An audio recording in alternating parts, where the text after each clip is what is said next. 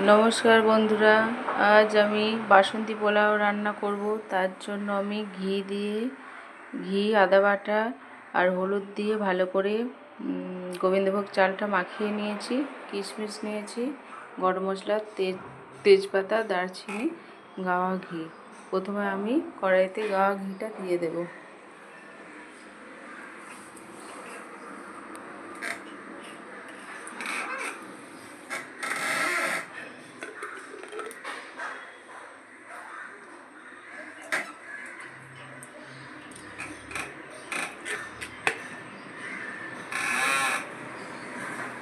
গাওয়া ঘিটা দিয়ে দিলাম।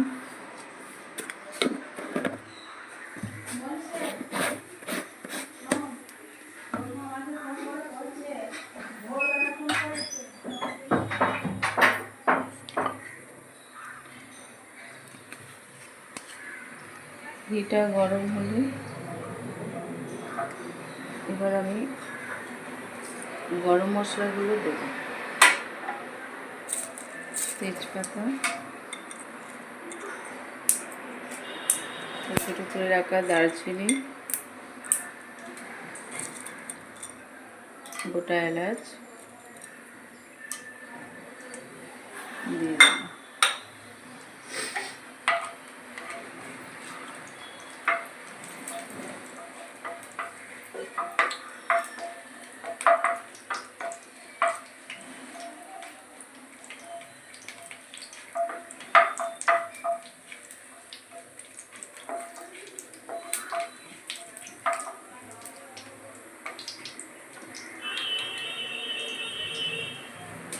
ঘিটা গরম হয়ে গেছে, এবার আমি চালগুলো দিয়ে দেব।